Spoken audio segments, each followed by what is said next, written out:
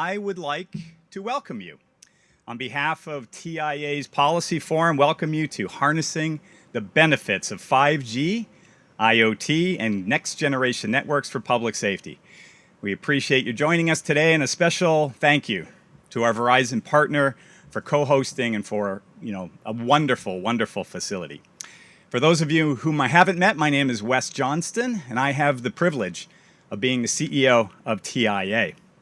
As many of you know, TIA represents the manufacturers and suppliers of a $1.5 trillion industry that manufactures, distributes, represents the supply chain, the integrators, and the operators of next generation networks. And we do that across 4 core communities: government affairs, standards, technology solutions, and business performance. And we're proud to do that.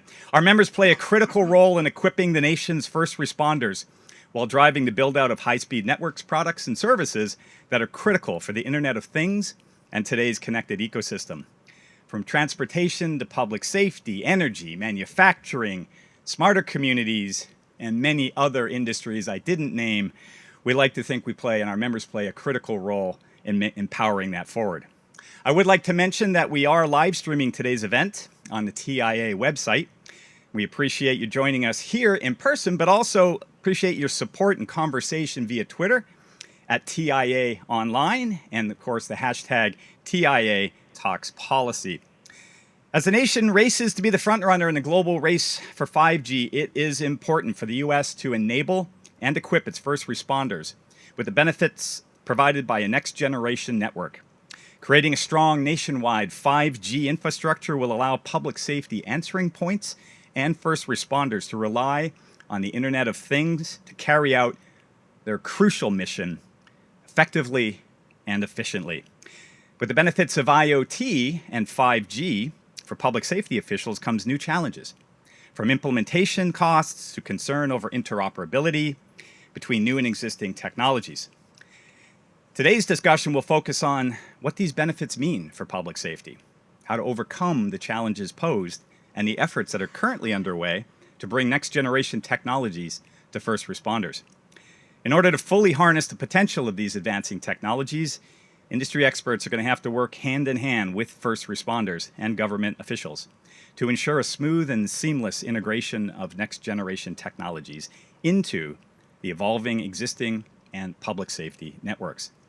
That's why there is nobody better suited to join us for keynote remarks today than the Honorable Representative Susan Brooks, who is the co-chair of the 5G Caucus and a member of the NG911 Caucus. Representative Brooks represents the 5th District of Indiana, serving constituents in both rural and urban parts of the state. She is a member of the Communications and Technology Subcommittee on the House Energy and Commerce Committee, as well as serving as the co-chair of the Women's High-Tech Coalition. Representative Brooks has a long-standing history of promoting technical innovation and STEM education, as well as championing public safety communications issues. She has been a long-standing advocate of NG911 and public safety issues from her work in Congress, examining the issues to her role of Deputy Mayor of Indianapolis, where she oversaw public safety operations. This extensive background in public safety and advocacy for technological innovation makes Representative Brooks an invaluable voice in Washington on this topic.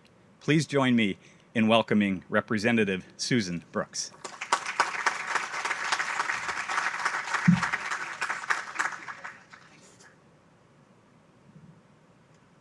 Good afternoon, everyone.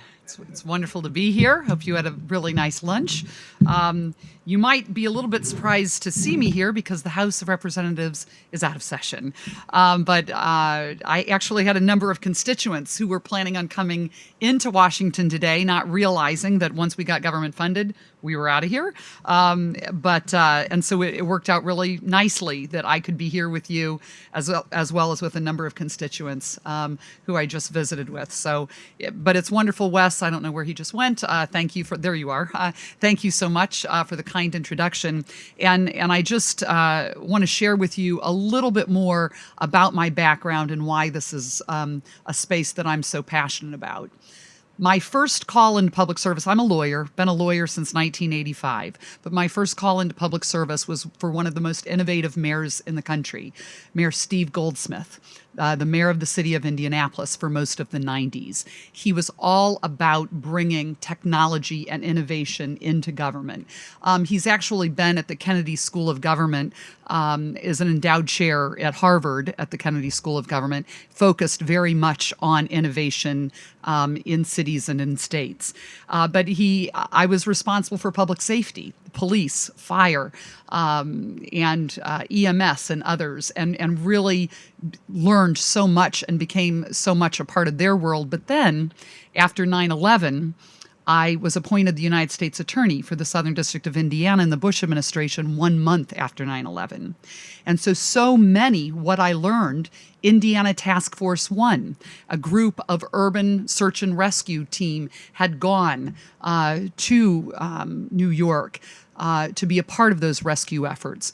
And they often are called out, as they were just called out in North Carolina, or I'm not sure if they were in North or South Carolina, but they were in the Carolinas. But they also responded to Hurricane Sandy.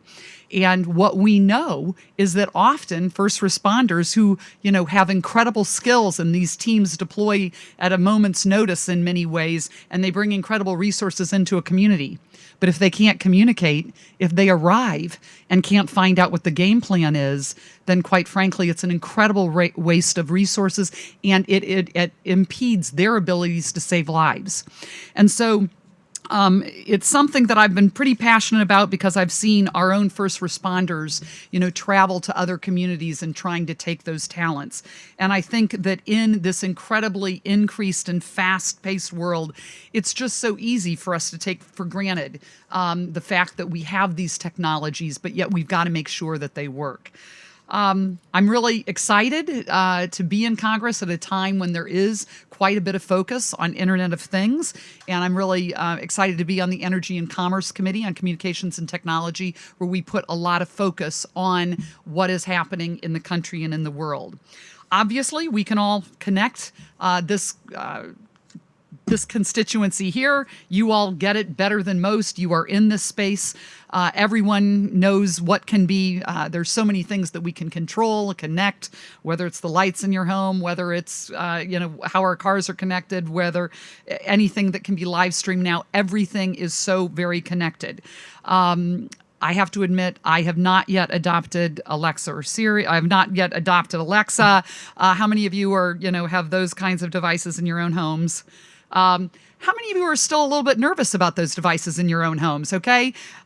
So we're still exploring that and discussing whether or not, that is where we're going in the future. But we do want to make sure that the 5G, which is here, which is upon us, how can it help us save lives? How can we make sure that it can enhance those public safety communications? Because as we know, 5G is going to bring us speeds at 10 to 100 times faster than what we experience today. And first responders are going to have the ability, if we do deploy 5G in communities all across the country, to be able to save lives faster and be able to come upon scenes and be able to do things that they have not been able to do. I'm really proud because my home state of Indiana, right in the middle of the country, is actually leading the way with 5G. How many of you knew that, just out of curiosity? So 5G is and that is because we have AT&T and Verizon both that agreed to come and deploy in our state.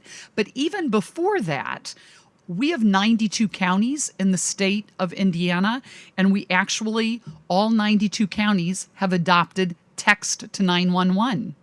So we are ahead of many other states in allowing our citizens to be able to text to 911 systems.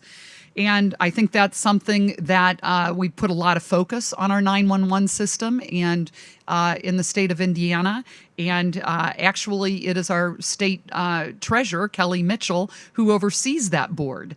But we have had an incredibly robust focus on our first responder, our 911 systems. But I have to say that there is still, we know, a lot of work to be done if we think about the ability for streaming to come to that 911 dispatcher. And to think about what we could be able with the technologies many of you might either create or are trying to deploy. If first responders have the ability to see what the scene is or what they are entering into, not only might it be able to help them save lives faster, it can actually also protect themselves, which is something that always is top of mind as well. But we do have to educate our colleagues, and that's why I co-founded a 5G caucus and have been involved and joined an NG 911 caucus. And those caucuses are intended to, quite frankly, hold events, educational sessions for members to learn more about 5G and to learn more about what Next Gen 911 really is about. How many of you attended the 5G showcase we put on over in Rayburn this year? I want to thank you for coming. Unfortunately, it was what's called on a flyout day. It's kind of hard to get space sometimes over there, but I want to thank those who came to exhibit and showcase kind of what their capabilities are. We had a great showcase to just show the type of technologies that 5G can empower. I will say that under the leadership of Chairman Walden, head of Energy and Commerce, we are putting a huge amount of focus on 5G because, as Wes and I were talking about, we are in a race in the globe to be a leader in 5G. And I would say that right now, the United States is kind of lagging behind a bit. Other countries are kind of pulling ahead of us, and we are the country of innovation. We have to do what we can to keep up and to make sure that we are not holding back the innovation. But as many of you also know, and in fact, we just had a subcommittee hearing, which called Winning the Race to 5G is what it was characterized as. And how do we win that race to 5G? And we were focused on three things: infrastructure deployment. How many of you, that's what your focus is in this infrastructure deployment? Spectrum availability, so huge issue, and supply chain risks. How many of you focus or talk about that very much? I mean, all of these things were things that the committee staff, quite frankly, pulled together for us, and we had people come and testify about this. I would say I've been a bit involved in the streamlining of infrastructure deployment, and that is part of why Indiana has become a leader. So we have to try and make sure that government isn't getting in the way, that government is not getting in the way of this innovation, and that our rules and regulations aren't impeding deployment of things like 5G. And so we've got to work through pushing aside the obstacles for broadband deployment. And as many of you, how many of you are in the space actually of focused on deploying broadband? And what that space involves, for those of you who are not in that space, it involves the regulations in a local community, even in a local neighborhood sometimes, and it involves the regulations at the state level as well as at the federal level. So there are a lot of obstacles that can really come into play, and Indiana has been working through that. And in fact, we put into place, we thought, very reasonable regulations at the state level, but there was quite a struggle with some local communities about how much authority they wanted to give up to the state level to issue a rule and a law that would allow for the easiest deployment possible. And so I would say that thanks to the hard work of our committee, however, we did pass the Ray Baum Act.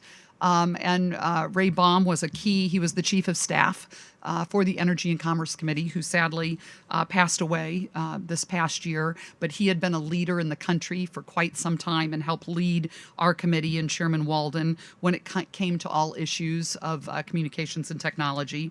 But our legislation included critical provisions to support the deployment of broadband by updating and streamlining applications for broadband facilities on federal property, establishing a shot clock by which federal agencies, because obviously people can apply and government agencies or different entities could just sit on those applications and not do anything. And so we put shot shot clocks in place as to when a federal agency must grant or deny the application. And so Ray Baum's Act is really about putting consumers first. And it is about facilitating this deployment to try to keep us in this 5G game and trying to help us win when it comes to 5G deployment in the country. So it was a huge win. We were very proud of that work. But we have to continue to make sure that the United States of America continues to be the best place to innovate, to create businesses, to grow businesses. And that all of the new technologies, and that's one of our challenges. Government is often far too slow to keep up with all of the innovation that is happening. And so how do we, as government, try and make sure we're not getting in the way of these technologies? How do we keep pace? Well, there's quite frankly no way government can keep pace if you think about everything that is happening. We cannot keep pace, but yet we can make sure that we're putting rules and regulations and laws in place that allow for the flexibility, that might be guardrails, but they aren't roadblocks. And so we have to make sure that it's not so rigid and inflexible that we won't be able to bring this innovation to the marketplace. I will tell you, I think that the FCC is actually on the right path.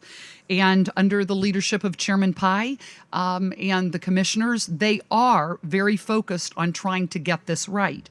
And I think the FCC has made some great strides in infrastructure streamlining. Recently, one of the commissioners, Commissioner Brendan Carr, came to Indianapolis in central Indiana to make an announcement about the new FCC regulation, or rather deregulation.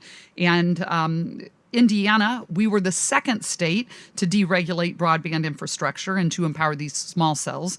And so that's why we've been able, quite frankly, to attract. I think we're the only city in the country right now, I believe, that has both AT&T and Verizon competing for 5G in our city. Now, quite frankly, it takes education with your consumers and with citizens, but when you've got these companies coming in and competing, that's great. That's great for business. It's great for consumers. It's great for competition. Is, I think, going to really help our city as we continue to try to be really, in many ways, the Silicon Valley of the Midwest. And I know a lot of people don't often think of Indiana that way. Any Hoosiers in the room? If you have not been to Indiana, there is a massive amount of innovation, entrepreneurship, great things happening. And that's in large part because we are focusing so much between our academic institutions as well as our companies and getting government out of the way. We have one of the best business climates we are the best business climate in the Midwest, but also one of the best business climates in the country. And that's what it's going to take to get companies to come, to innovate, to create, to stay. But we got to have 5G. And so Brendan Carr came. He actually came and saw one of the most innovative agribusinesses in the state and country called Beck Seeds. Now, I'm not going to go into all that they are doing, but they have their own server where all of their customers are downloading their information as they are out in the fields to try to help get them information back out in the fields as to how they should be planting. So for those of you who are not in the ag world, you may not get what these are, but if you have not been in one of these incredibly big, sophisticated tractors, you cannot even believe the amount of technology that is in agribusiness right now. We need all of this kind of connectivity, not just in the urban areas, but also out in the rural areas. Okay, back to public safety. I'm getting off. I'm going into, it's about harvest time, okay? And so I'm getting off into agriculture. But when we think about public safety, and I will tell you, we often think of public safety in the urban areas. Okay? But in rural areas, you have county sheriffs going very far distances to get to their runs. If they have the ability to see what is on the ground before they get there, say someone is, in a horrific agriculture or in a farming accident. Those are usually not pretty. They are usually very ugly. If they have the ability to see what they are going into, whether it is the EMS, and often, by the way, in many communities, and a lot of people don't really realize this, we still have a massive number of volunteer fire departments. How many of you kind of realize that? We have volunteer fire departments all across this country. if you live in an urban area, you don't really realize that. But if you are living out in the countryside or just even in small towns that I represent, I have a lot of volunteer. If you're a firefighter and you could suddenly, as you're running from your job to the firehouse, to the fire station, to then go and deploy to wherever that accident is, and you have the ability to see on your phone what's going on, your decision making is just going to be that much better. And this is why we can't, as we talk about 5G deployment, focus just on the urban areas. We've got to be focused on the whole state, urban, suburban, rural areas. It's critically important. Going to focus a little bit on FirstNet, and I think we also have been very focused. FirstNet was a huge victory for the country. I think it came out of the 9/11 Commission, quite frankly. It was a recommendation from the 9/11 Commission. It took far too long, but we're finally there. And for those of you that aren't familiar with FirstNet, and I would guess most of you are familiar with FirstNet, FirstNet gives that ability for first responders to have the network to be able to communicate with each other. If you, as you know, if you were ever in an area where there is a massive number of phones, sometimes it is very difficult to get out and to get that signal. But we are very focused, and I'm really glad that the states did agree to adopt FirstNet. And so, and it's my understanding that FirstNet, that dedicated public safety network, now has 150,000 FirstNet connections, working to help more than 2,500 public safety agencies right now. And they have access to this information on a secure network. That was always one of their challenges, and this dedicated network. So now my Indiana Task Force 1 that I represent can go and can have the ability to connect to those other first responders from around the country, rather than getting there and not having the ability to deploy or know where to go. That type of communication is critically important. I know it took us a long time. Hopefully everyone is ramping up, and we are going to have FirstNet connectivity for our public safety responders all across the country. I think one of the things that we've been focused on has to do, though, with cybersecurity, and it's something that our committee feels very strongly about, and we've had a lot of hearings focused on cybersecurity as well, because one of the issues that we know happens, particularly if any of you have followed our hearings, whether it was with Mark Zuckerberg of Facebook or Jack Dorsey of Twitter, now platforms have become main communications and often communications of information in public safety instances.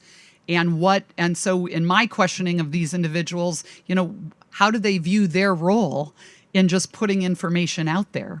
Social media platforms is often where people get their information, either what to avoid, what they can have access to, and or now just even posting.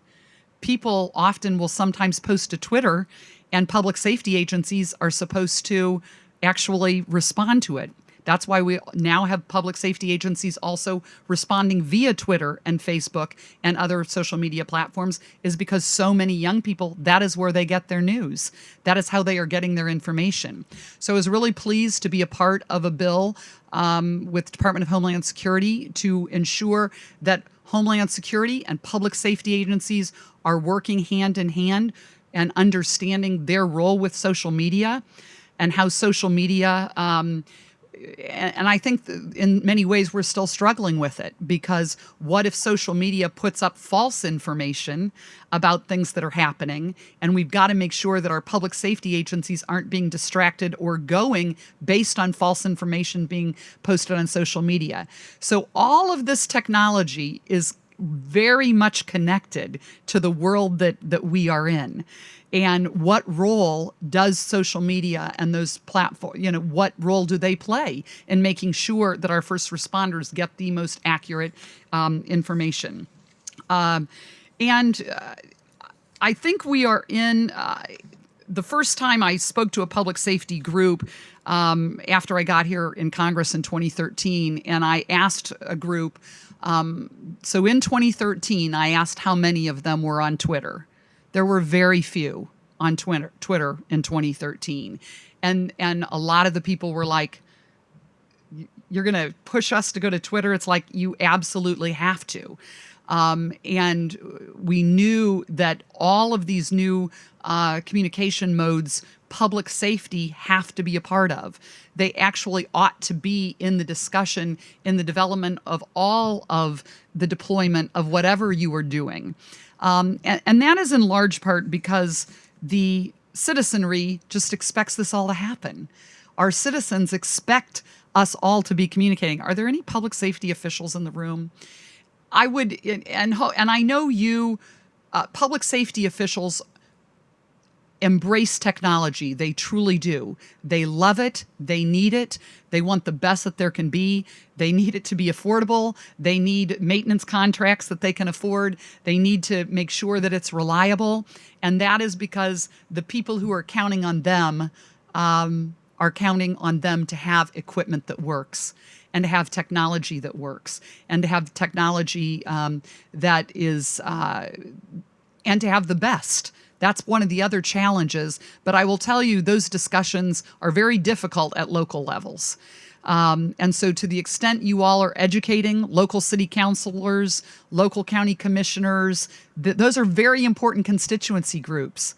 Those are the groups that decide the budgets for the public safety communities that you all are working with. And so if you are not educating them, if you're not educating your the members of the general assemblies and the state houses, those are the groups that need to understand, and don't assume that many of us kind of know what's coming or know what is out there and what is available. So, please use your time and energy to educate those elected officials, those appointed officials who help public safety and who provide the funding for public safety. I can't, really stress that enough, because public safety, they love to have the opportunity. They want to be a part of faster emergency response times. They want to be able to save lives. They want their communities to be part of the smart city movement. All of this is going to, again, keep us on the path of winning, whether it's the race to 5G or the race to innovation. But I think for public safety, I will just close with, they have one race in mind, and it's usually to save your life. And we all owe them a debt of gratitude for, putting on the uniform, police, fire, emergency management, as they are flying by us on the highways and roads to save someone's life. So thank you for the efforts that you are all making on behalf of communications, 5G, Internet of Things. It's so exciting. Let's make sure we can get it in the hands of public safety. Thank you.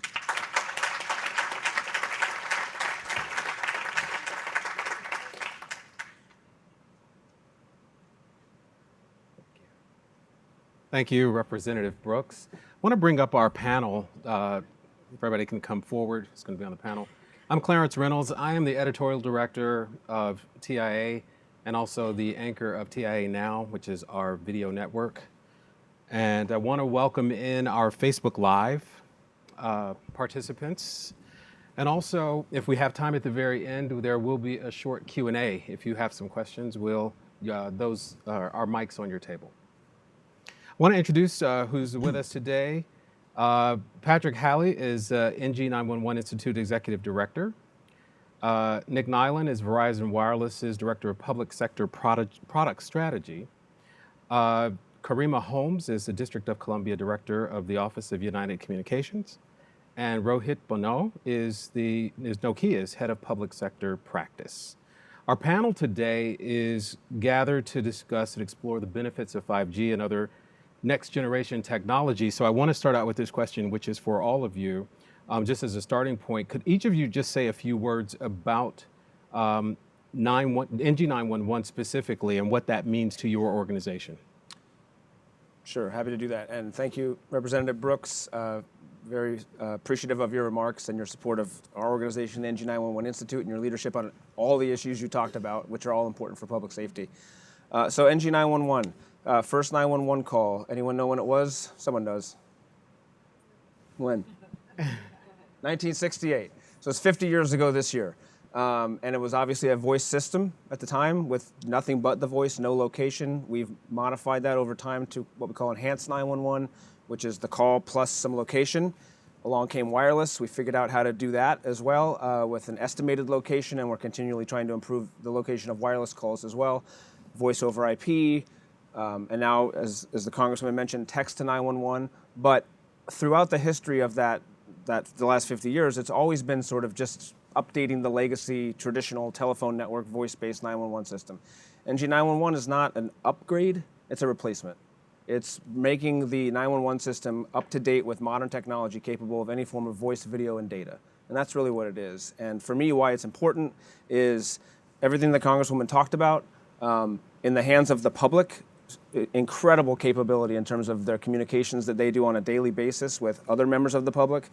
And then technology in the hands of responders, whether it's FirstNet or technology being offered by Verizon or others, incredible capabilities in the hands of responders. What's in the middle of all that is the 911 system. And it would be a shame if our 911 system, as that hub that connects those two ends, isn't as modern and capable of handling all the communications.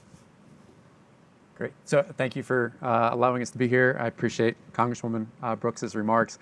And everything you just said right there, that was fantastic.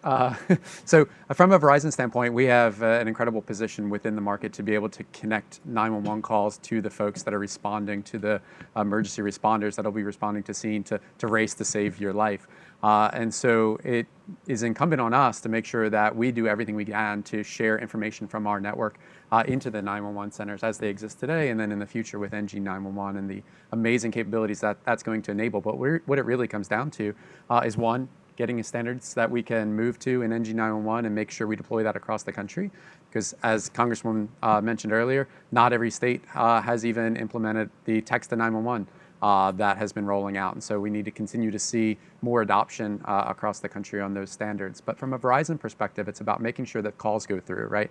That our consumers that are using Verizon wireless cell phones or even Verizon VoIP home phones can connect to NG911 or traditional 911 services. But then beyond that, what about all of the IoT devices that we're going to be talking about? How does that data get ingested into NG911 systems, handed over to dispatchers, and given real situational awareness so that the first responders can choose that or can see that game plan as the Congresswoman mentioned. So being able to connect those data points delivered on a reliable network to first responders that can get that information at a moment's notice with priority and preemption on the network, those are things that Verizon's focused on.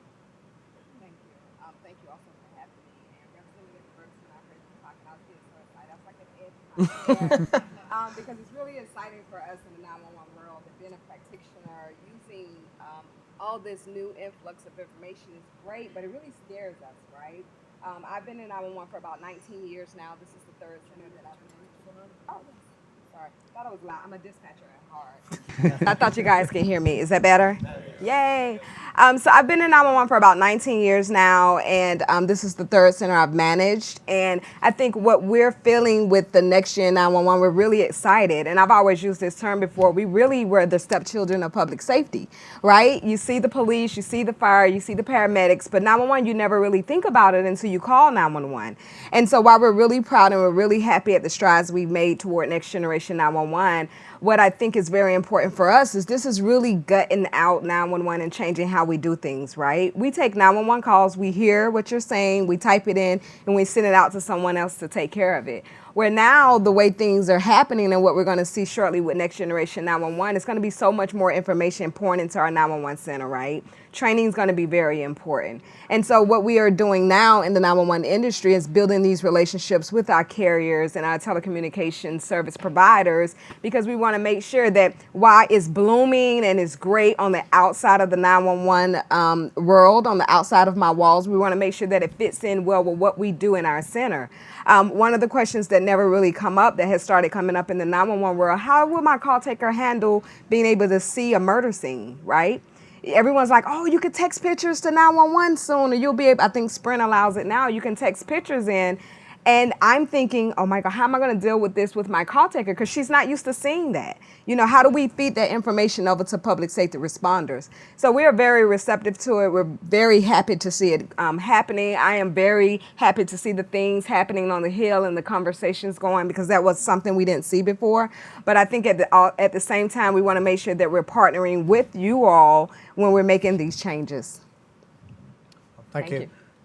Thank you for having me here, and thank you, Representative Brooks, for your leadership in several areas. And I think I certainly agree with all my fellow panelists here on the importance of NG911, but I also feel that the NG911 is a very important, yet another piece of the overall end-to-end workflow from a public safety first responders perspective.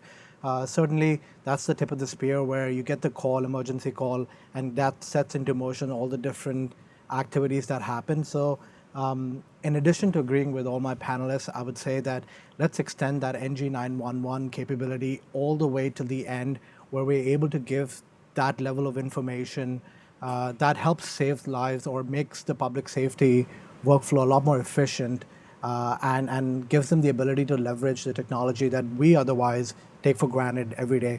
So Karima's point, very, very valid point, that we don't really understand, at least from a citizen's perspective, we don't really understand the criticality or critical nature of making the 911 call till you actually have to make that call. And recently I was at Rutgers University talking to on a panel with a bunch of students, and they just assumed that if there were an emergency, that they would just take a video and send it to, and people were coming up with emergency@911.com. And I was like, where did you get this from?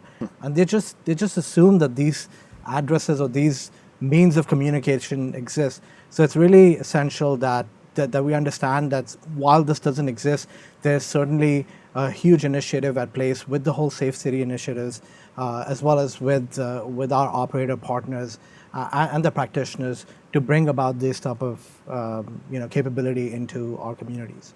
Just on that point, I think it's important. This current generation, let's just say whatever. I don't know, what generation are we at? What do we call people in college? Z. See? Yeah. I think so. All right. They've only grown up with the ability to do FaceTime, right? Like that's normal. And any information that person wants, like that, right? It's anything you want access to. You don't even have to know what you're looking for. You just type a generic description, and 99% of the time, bam, there it is. So you can get whatever you want, and you can communicate with whoever you want anytime via video, text, photos, whatever. And it's just so easy. So I don't think that's crazy that people. I wouldn't think that, but I don't think it's crazy that lots of people would. Yeah. One of the most impactful derivatives of this next-gen technology will be the Internet of Things. These are sensors that can grab data and share it among, especially in emergency situations. How do you think, or what's your opinion on how the Internet of Things is going to impact emergency responders, and how consumers will look at emergency responders differently when we have sensors that say you're having a heart attack or that you've had a stroke? So, go ahead. So I think it's twofold, right? So, well, actually three if you look at it. One from the consumer perspective, right? So now we're wearing wearables, was a weird term about 10 years ago, and now it's pretty common. Most people in the room probably have a Fitbit, a Samsung Galaxy Watch, or an Apple iWatch I see over there, and almost all of them have the ability to read your heart rate. But as they get more advanced and you wear additional sensors on your body, what could it do proactively, or what could it do at least notifying you that you're in need of medical attention? The next generation of where does that go in terms of automated calls to 911? That's an interesting discussion that I'm sure we'll be having in a few years. Right now, though, that's interesting is the situational awareness that IoT can give to first responders responding to a scene. Right, so we have video cameras across the city today. We have CBRNE, chemical, biological, radiological, nuclear, explosive detectors across cities today, giving first responders access to these sensors, to this IoT data in an open data sharing environment, but securing that, is going to be even more critical for first responders responding to a scene. Interfacing that with the NG911 system so that dispatchers know what's going on and what people are walking into, that's where IoT can really provide a lot of meaningful data. I agree. I think that that's actually one of the top benefits of it all, right? Situational awareness and being able to filter this information through.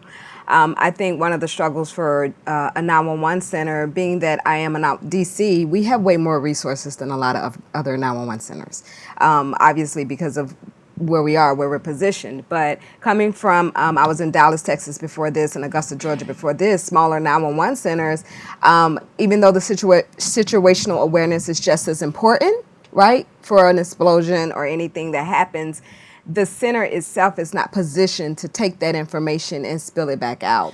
I think some of the times when we talk about Internet of Things, we talk about, oh, the responders will be able to see this.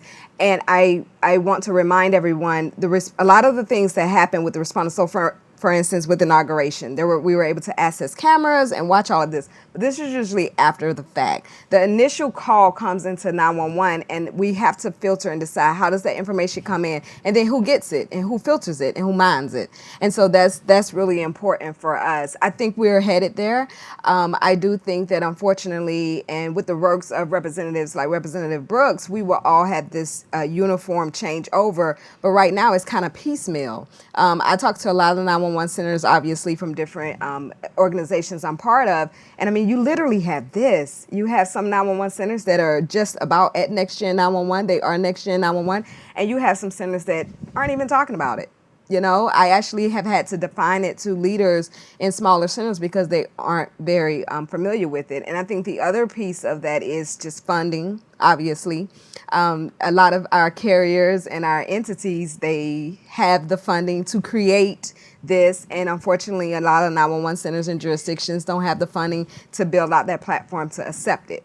And so, but you have the public expectation. I was in a city the other day visiting a high school friend, and she's like, oh, you know, I can't believe you're working 911 with DC. She's like, have you ever heard of this app? When I call 911, it's going to give them all my information. And the first thing I think, on what platform? Is it coming through the CAD? Is it coming through Annie Alley? But they don't know that she thinks when she hits this button, it's going to spit out all this information. And that may happen in my 911 center or in New York, but you could be calling from, you know, Kilmore, Texas, and it may not go through. And so I think education is also very important. So money is always important, but I think education is very important, that we don't get too ahead of ourselves saying, you know, this is available, you call 911, you know, you're going to get all the information, because honestly, that's just not true right now. It's not. So. Yeah, and I would say that IoT by in and of itself is great. You know, we're getting tons and tons of data. However, to fully harness the power of IoT, or you know, even in the industry, in the public safety industry, they've sort of coined a phrase called Internet of Life-Saving Things, IOLST, which is essentially a lot of the sensors that are specifically used to provide information that's pertinent to first responders. I think to fully harness that, it has to be combined with some predictive analytics engines, right? So you take that information, however, you have to ensure that there's not an information overflow. I live in New York City, and I work quite a bit with NYPD, and I think one of the biggest challenges is that they don't have lack of information. They have all the biosensors, and they have access to 7 different databases, national and regional databases.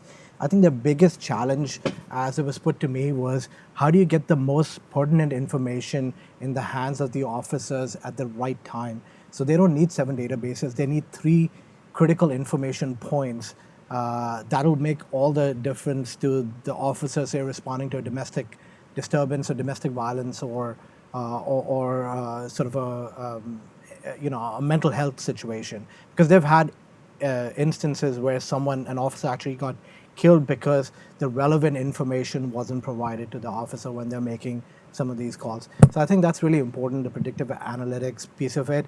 And one more thing I would say is, I think government, by its very inherent nature, you know, we work a lot in silos, right? Even within a city government, you have all the different departments. Like, for instance, I'll give an example again for New York City. You have sanitation, you have NYPD, you have FDNY, then you have Department of Information Technology and Telecommunications, and they're all collecting information that's pertinent to their jobs and their responsibility.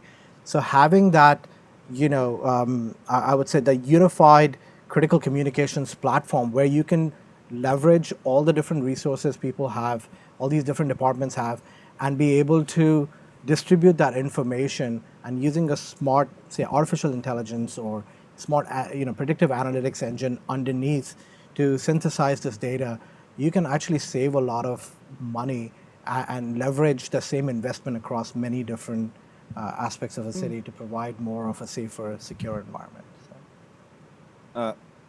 So I'm really excited about the Internet of Things for public safety. I think there's going to be numerous potential benefits for the public and the consumers who need help, as well as responders in the field and the public safety professionals answering 911 calls, whether it's generated by a human or a machine.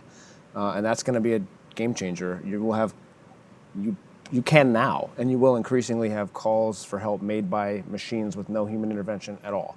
And that's fundamentally different, and it could be amazingly great, or it could also cause problems if it's not done correctly in the right way. So already today, I mean, OnStar's been around for 20 years with a lot of data points coming out of a car, and other companies doing other forms of telematics.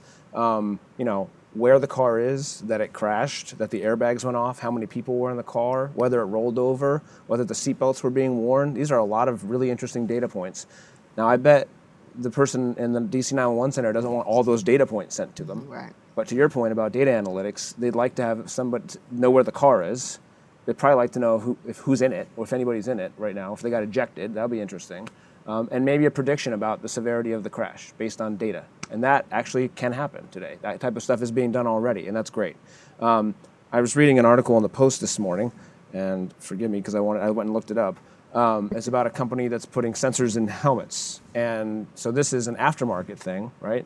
Where if you're riding your bike and you fall down, it knows with 100% accuracy, according to the article, whether or not you've had a crash, right? It could be, you could be in your car too. It's just it's an app on your phone. So I looked it up just now. You'll love this. Never dial 911 again.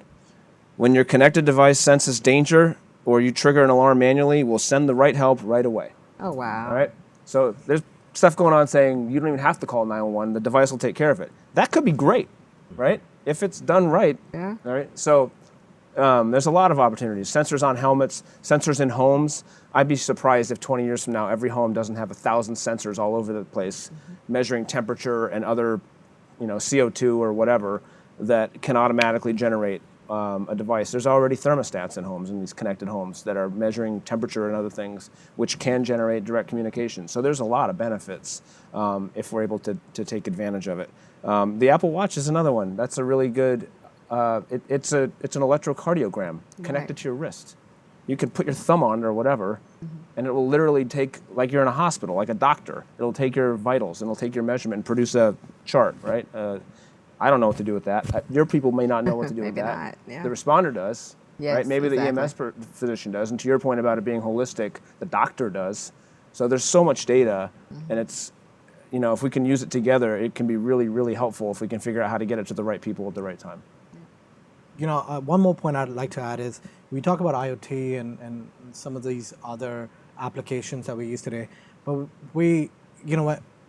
I'm guilty of this, but when I start talking about these things, it's almost like I assume that we have ubiquitous connectivity, right? Nobody really thinks about how these things are getting connected.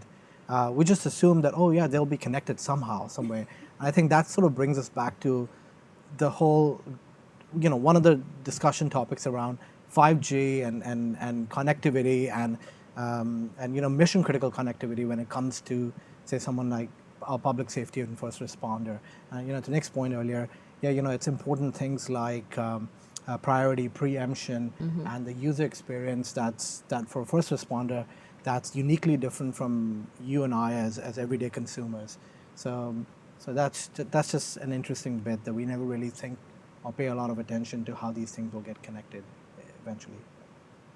One of TIA's organizational priorities for 2019 on behalf of its members, our members, is securing the network.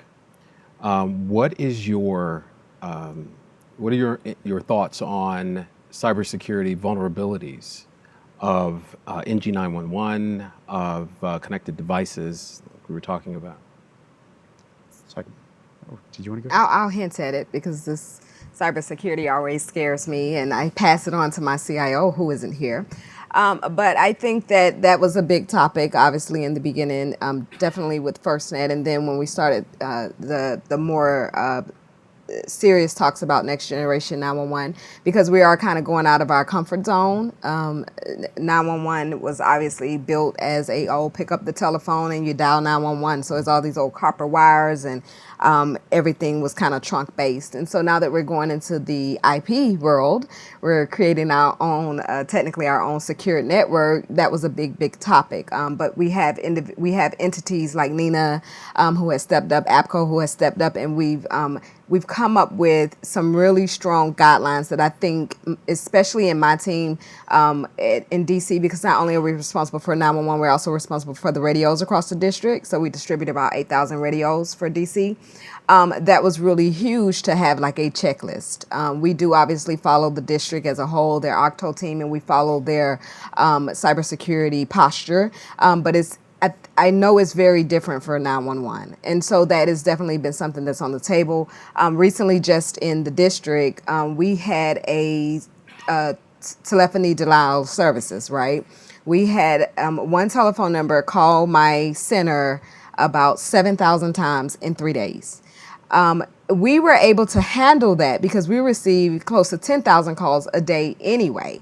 But it did flood my system. It didn't flood it to the point that we were incapacitated. But another 911 center, that would have shut it down. It would have shut that center down, and everyone else calling 911 about their husband having a heart attack or their child drowning wouldn't have gotten through. And so that has become very scary for us. And I think as an industry, we are talking about it more. There are different entities that have stepped up to the plate to assist us with those. But I will have to add that that is a very scary thing for us, because in the district, as I say, with 911, and we're also for the radios, if you need to reach any of our public safety entities, it comes through my center. And so we're really, conscious of that. We have other redundancies in place, but I do think that that's a very serious topic that we're looking into. That's a great point. Yep. I think it starts with a plan and education, right? Education of how do other centers, agencies, 911 PSAPs get hit with attacks. TDOS attacks are a good example. We've seen that in 911 centers across the country, getting hit with TDOS attacks, and working with vendors that have experience with that have been able to mitigate those. Hopefully you planned ahead, and to your point, be able to scale to meet to mitigate that, but also working with technology partners that know it. DDoS attacks, when you move into the IP world, the distributed denial of service attacks that we've seen shut down other critical infrastructures within cities. So I think first is education of what the possibilities, what can go wrong, plan of attack for each of those, working with trusted partners, vendors, or just your own technology to be able to mitigate the attacks. And then beyond that is, once you get into the education and the planning, is how do you actually architect the network? We've seen a lot of migrations to NG911 really go from copper circuits to standard IP circuits, right? So standard fiber or DS3 or whatever it is, and then, but not the highest grade MPLS networks that can create with a common operating picture and separate out from the rest of the network. You look at, I can layer security on top, but why not start with a secure infrastructure? And a lot of it comes back to cost, right? There's price differences that you have to work through. So you have to figure out what the best security you can buy is for the money that you have based on the education and risk assessments that you've done. And then you get into the IoT risk, right? There's a lot of conversation around IoT being insecure. I love the Congresswoman's question of who's not comfortable with Alexa in their home, because there's a little bit of creepiness when it comes to IoT. All of these sensors watching us, listening to our heartbeats, or monitoring our heads as we're biking through the city. There's a little bit of creepiness with it, but there's opportunities for improvements within the technology, layering on security. You're starting with a secure infrastructure on a secure network. So if you think of what we didn't talk about was IoT in support of the first responders. So the connected cameras, the phones that can detect if an officer is actually down, or the watches that they wear that detect their heart rate as they, or the firefighters' heart rate as they go into a burning building. Those are the kind of things that we can monitor on a first responder, making sure they're on a secure network, like the Verizon Public Safety Network that gets priority and preemption, always monitoring, giving information back to dispatch to monitor them, but then also layering on top security features onto those IoT devices that ensure that that device is what it says it is, that the data coming off of it I can trust. That's incredible things that we're dealing with right now. I'm good. Yeah, I was just I think Nick, I feel it's very important, obviously, super important that we have any information coming into the system that's not creating, malware and problems. Now, your network's not on the public internet, right? This is a very managed, secure IP network, which is fundamentally different. On the other hand, lots of information that's being transmitted potentially to you has touched the public internet somewhere. And so making sure that any potentially damaging, information is not coming into your center is critical.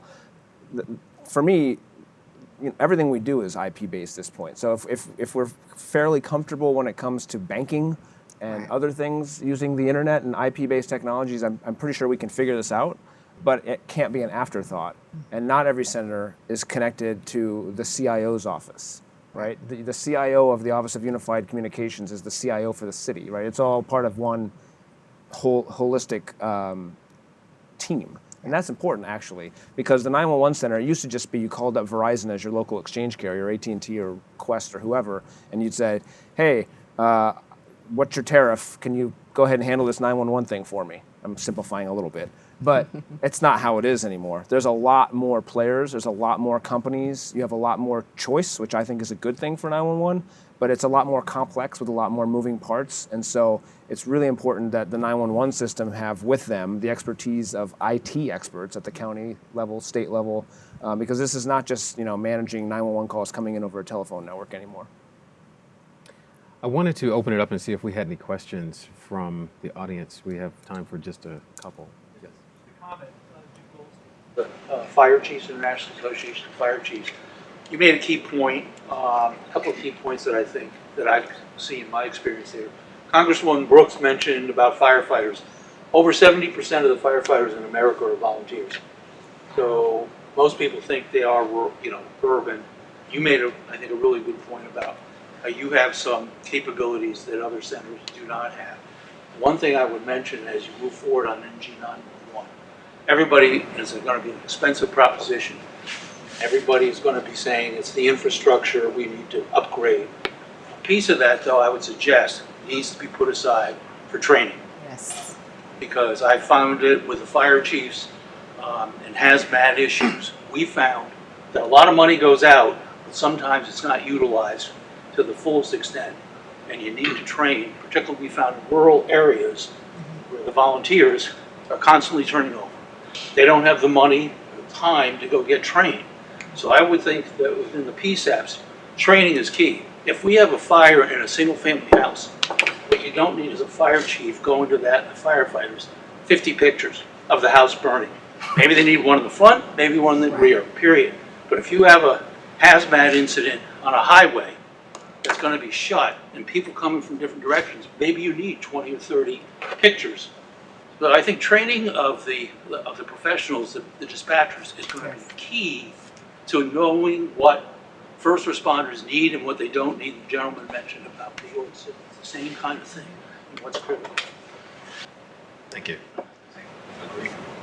One more. Sure. I'm Jeff Cohen with APCO International, Public Safety Communications Association. First, I think, Karima, you did a good job of explaining that the future PSAP is going to be a nerve center of emergency response. All this information is going to have to go through the 911 center, and you're going to need the resources and training. Let me just add a couple of topics that I think could be relevant to 5G, Internet of Things, NG. One is interoperability, the ability for all this information to seamlessly be exchanged with PSAPs and with other devices. And two, location awareness. These devices are going to be wherever they're going to be, and if they're going to send information to the 911 center, it would be helpful if those devices knew where they were, so they could tell Karima's staff where they are. Thanks very much. It's a fantastic point on interoperability. It's one Yes. that Verizon's been talking about for a little while now. It's been an issue in radio communications and public safety for many, many years, and we're not getting away from it. We continue to have the same conversations, even with newer technologies like 4G LTE. And so, one, making sure that the carriers work together, and public safety agencies, what we keep reminding of is, to Congresswoman Brooks' point earlier, FirstNet's been a big win for public safety, and this is the Verizon guy saying that. FirstNet's been a big win for public safety. Public safety has seen more development over networks and more commitment from the largest network providers in the world for their needs in the last year and a half than any time really before that. What that gives them is a lot of power to lean on us carriers to force interoperability, because we can't imagine a day in the future where every single first responder, 70% of volunteers of the fire service are all on the same network. So we need to make sure those networks work together. They can share data between the two. They can communicate between the two, because the next issue isn't going to be responders responding and not being able to call each other. It's going to be sharing that situational awareness from all those IoT devices, regardless of which network they're on, into any 911 center, and being able to share that data in real time, being analyzed with AI. So I appreciate that comment on interoperability. And I think Jeff would agree that he's also talking about technology inside the 911 center. Right. Whether it's your GIS mapping system or your computer-aided dispatch system, that whatever the data source is, we need to be able to receive it, display it, use it, and be able to pass that information on to responders in the field, whatever technology they're using. Well, I want to thank you for being with us on the panel, and thank you also. I also want to thank TIA's policy team and Cinnamon Rogers, and of course Colin Andrews, who put together this panel. So we can give our panel a round of applause.